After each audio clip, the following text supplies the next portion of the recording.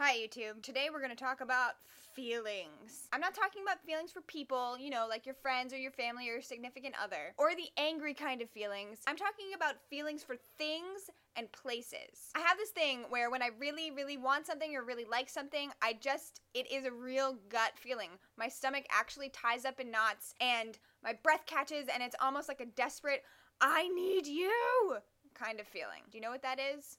I'm sure you do. This happens with music for me a lot. The first time I had this feeling, or noticed this feeling really, was not long after I had graduated high school. I went back to see my brother perform with my old high school orchestra, and I was always sitting in the audience. I had this need to get out my instrument and get up on stage and just start playing with them because I wanted to be a part of that. I really struggled with seeing an orchestra in which I had once belonged and not being able to actually participate. That was kind of when I realized that playing in a symphony is one of my number one favorite things to do of all time, anywhere, ever. Musicology has been like this for me as well. My first musicology conference was in Charlotte, North Carolina, and I went down having absolutely no idea what I was getting myself into and listened to all of these wonderful, smart people talk about music, and I couldn't understand about 2/3 of what they were saying, but I knew that I wanted to be a part of this. I wanted to do the research, I wanted to teach people, and so now here I am, and I'm doing that, and it is amazing. I always kind of feel that way at conferences, but I also feel like that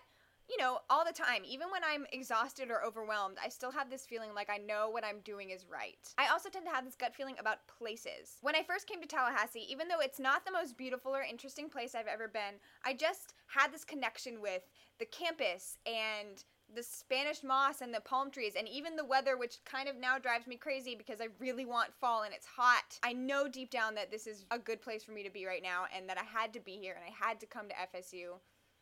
I still feel this way about Raleigh, North Carolina, which is where I grew up. And I didn't always. In fact, when I was applying to college, I had to get out. I even wanted to go to a big city because for some reason I felt like Raleigh wasn't a big city, which it kind of is. And then I ended up going to college in this tiny, tiny little mountain town where you always see people you know. Good job me. But honestly, I didn't really feel that sort of desperate need for Raleigh until I moved 10 hours away and I can't go there as often anymore. So now I have this feeling like I really want to go back.